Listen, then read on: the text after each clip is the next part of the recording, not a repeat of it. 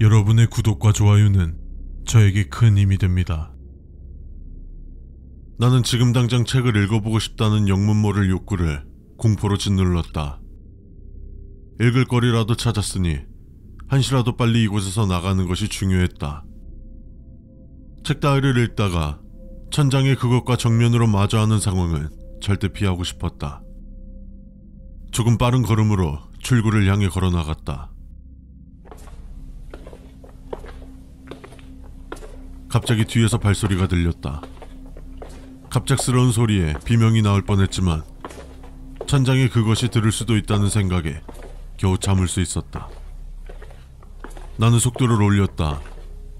내 뒤에 있는 게 사람은 아닐 거라는 느낌이 강하게 들었다. 애초에 이곳은 황무지 어딘가에 위치한 거리다. 외부로 이어지는 도로도 없는 이곳에 사람이 있을 거로 생각하는 것은 너무 안일한 판단이다.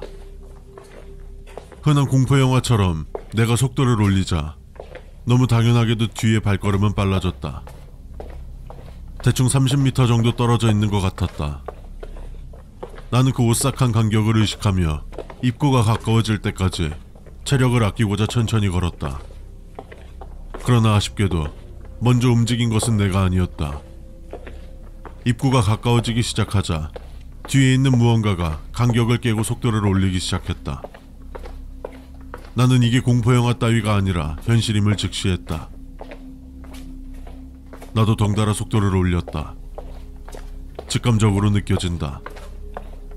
잡히면 확실히 무슨 일이 일어난다.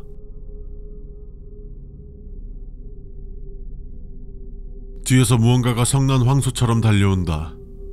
입구가 보일 때쯤 거의 전속력으로 달렸다. 살면서 이렇게 빨리 달린 적이 없는 것 같은데 뒤에 무언가는 내 한계 따위는 우습다는 듯 더욱 속도를 높이기 시작했다. 책으로 고정해둔 문은 거의 닫혀 있었다. 고정하지 않았다면 아마도 닫혀 있었을 것이다. 나는 발로 쌓아둔 책을 걷어차면서 밖으로 나갔다. 책들은 펄럭이며 날아가 바닥에 내동댕이 쳐졌고 거리의 차가운 밤 공기가 나를 반겨주었다. 나는 곧바로 뒤로 돌아 문을 거세게 닫았다. 몸으로는 문을 막고 문고리를 있는 힘껏 잡았다. 소리가 들려오지 않아 한심하는 순간 굉음과 함께 무언가가 문을 들이박았다. 나는 그대로 튕겨나가 내가 걷어찬 책들처럼 딱딱한 바닥에 내동댕이 쳐졌다.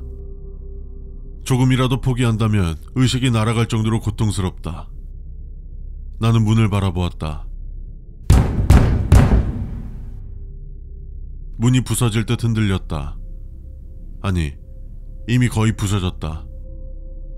문고리는 나보다 더욱 멀리 날아갔는지 주변을 둘러봐도 보이지 않고 문은 가뭄을 맞이한 땅처럼 이곳저곳에 커다란 균열이 생겼다. 그것이 문에 부딪힐 때마다 문고리가 있었던 구멍으로는 검은색 액체가 흘러내렸다. 그 구멍 너머로는 오직 암흑만이 존재했다. 거리에서 가장 밝았던 가게는 불이 꺼진 것뿐만이 아니라 어두운 무언가가 빛이 새어나올 수 있는 모든 공간을 막고 있었다. 문이 더는 버티지 못할 것이 분명했다. 애초에 문고리가 날아갔는데도 열리지 않는 것을 보면 평범한 문은 아닌 게 분명했지만 그 정도 특별함으로는 그것을 막을 수 없다는 것도 분명했다. 일어나기 위해서 다리에 힘을 준다. 다리에 힘이 들어가지 않는다. 춥다. 기어가기 위해서 손에 힘을 준다. 손에 힘이 들어가지 않는다. 춥다. 고개를 돌려 몸을 바라본다. 양손은 꺾여서는 안 되는 방향으로 돌아가 있다. 너무 춥다. 다리에서는 내 몸을 지탱해야 할 뼈가 모습을 드러내고 있다. 심장이 얼어붙을 것 같다. 나는 이내 고개를 돌려 바닥에 머리를 박으면서 지렁이처럼 앞으로 꿈틀거린다. 피가 흘러내려 시야가 붉게 물든다. 앞이 잘 보이지 않는다. 문짝이 날아가는 소리가 들린다. 이윽고 무언가가 시야를 검게 물들인다. 아무것도 보이지 않는다. 아니, 심장은 이미 얼어붙었다.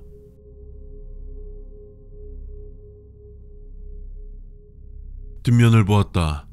초록색 지면 위에는 시계를 확인할 것. 나는 손목에 있는 시계를 보았다. 나와 함께 군 생활을 보낸 전자시계는 정확하게 2시를 가리키고 있었다. 시계를 왜 확인하라고 하는지 의미심장하였으나 생각은 길게 이어지지 않았다. 마땅히 할 것이 없는 나는 다시 거리로 몸을 돌렸다. 되돌아가던 중 유난히 불빛이 강한 가게의 문이 살짝 열려있는 것이 보였다. 나는 무언가에 홀린 듯 열려있는 가게로 들어섰다. 문을 밀면서 들어가자 손님이 왔음을 알리는 종이 울렸다. 가게 내부에는 종이 울리면서 만들어낸 소리 이외에는 어떤 소리도 들려오지 않았다. 이곳은 서점이다. 정적이 만드는 무거운 분위기 속 책들이 만들어내는 향기는 마음을 편하게 해주었다. 서점은 밖에서 보았던 것과는 달리 너무나 넓었다. 마치 문을 매개로 다른 공간과 이어지는 것 같은 느낌이었다. 나는 문이 스스로 닫히지 않도록 책들을 빼냈다.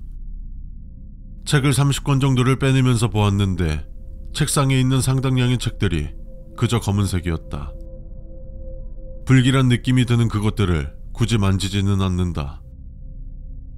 여기가 어디인지 알 수 없는 만큼 의심스러운 건 피하는 게 좋을 것이다. 이 정도면 강한 바람이 불어도 다치지 않겠지. 거리를 걸으며 느낀 거지만 생각보다 강한 바람이 불었다.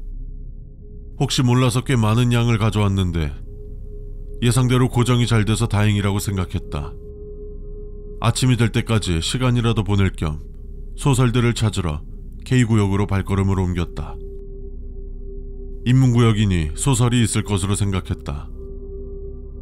책장을 빠르게 훑어보던 중 어떤 책이 나의 관심을 끌었다. 이 거리 안전수칙. 서점에서 독서를 해보는 건 참 오랜만에 하는 경험이었다. 어릴 때는 눈치가 보여 주변을 살피며 책을 읽었다. 성인이 돼서는 시간이 없어 서점에 갈 일이 없었고 어쩌다 서점에 가도 이렇게 한가하게 책을 읽을 겨를이 없었다. 나는 살짝 들뜬 분위기로 책을 펼쳤다. 첫 번째, 십시오. 첫 줄을 읽으며 나는 눈살을 찌푸렸다. 책의 내부는 잉크에 폭격을 맞은 것처럼 대부분의 내용이 검게 칠해져서 읽을 수 없었다. 수칙마다 사파나 사례를 통해서 수칙이 만들어진 경위와 어렸을 때 일어나는 현상 같은 것들을 정리해둔 것 같은데 사파는 픽셀 단위로 산산조각이 났고 사례들은 수칙들보다 더욱 심하게 폭격을 맞아 도저히 이해할 수 없었다. 나는 책을 빠르게 넘기며 그나마 읽을 수 있는 수칙들을 골라냈다.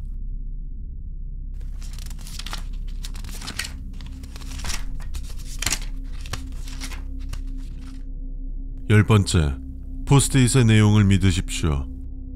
거리의 포스트잇은 모두가 거리에서 시선을 뗀 한순간에 붙었습니다.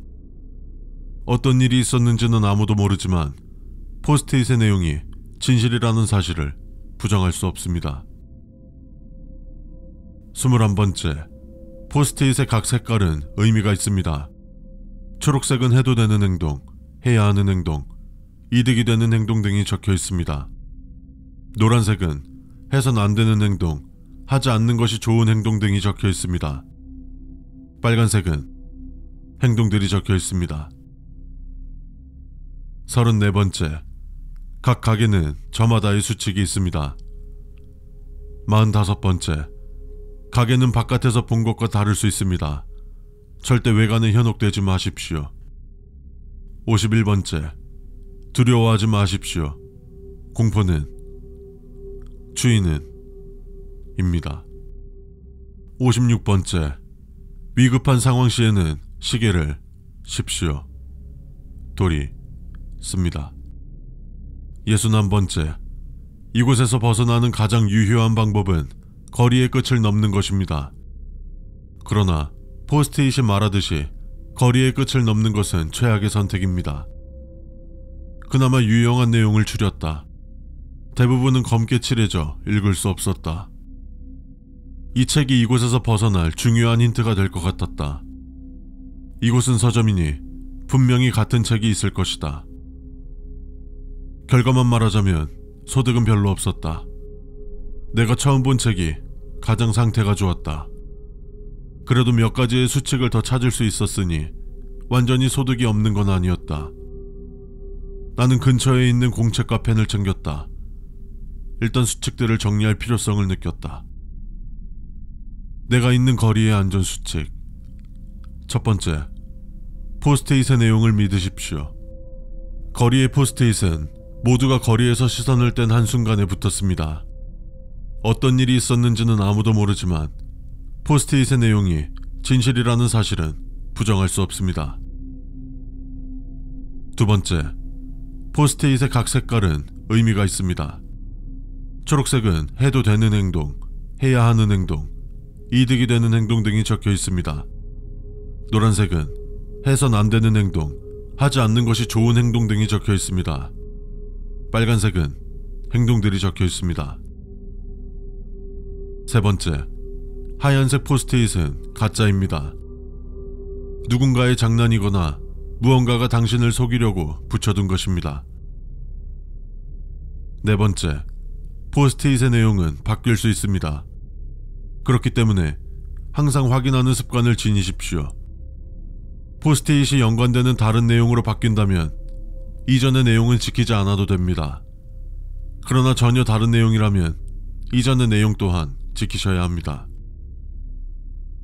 다섯 번째, 현재 포스트잇이 붙어있는 곳들은 각 가게의 문 앞, 거리의 끝, 가로등, 거리 중앙 분수 이 있으며 추가로 새로운 곳에 생긴다면 즉각적으로 갱신하고 있습니다. 여섯 번째, 각 가게에는 저마다의 수칙이 있습니다. 일곱 번째, 가게는 바깥에서 본 것과 다를 수 있습니다. 절대 외관에 현혹되지 마십시오. 여덟 번째, 가게의 수칙을 어기게 된다면 그에 따른 마땅한 처벌이 있습니다. 가볍게는 구두 경고, 심한 경우 될 수도 있으며 사망에 이를 수 있습니다. 아홉 번째, 두려워하지 마십시오. 공포는, 추위는 입니다. 열 번째, 주변 환경에 비해서 추위가 너무 심하다는 생각이 든다면 하십시오. 11번째, 위급한 상황 시에는 시계를 십시오. 도리습니다. 12번째, 기록물은 영향을 받지 않습니다. 이 책의 많은 사례와 사파들은 그렇게 보존되어 왔습니다. 13번째, 손목시계는 매우 유용한 도구입니다. 그러나 때로는 돌이킬 수 없는 상황을 유발하는 데 있어서 매우 큰 비율을 차지합니다. 그 때문에 손목시계를 자주 보는 습관이 있다면 고치는 것이 좋습니다. 나는 펜을 내려놓고 시계를 봤다. 5시를 가리키고 있었다. 아침이 되기까지 조금 시간이 남았다. 이 빌어먹을 서점을 당장 나가야 했다. 5시간이나 지났다니 생각보다 집중했나 보다. 나는 공책과 펜을 종이 가방에 넣고 문턱을 넘었다.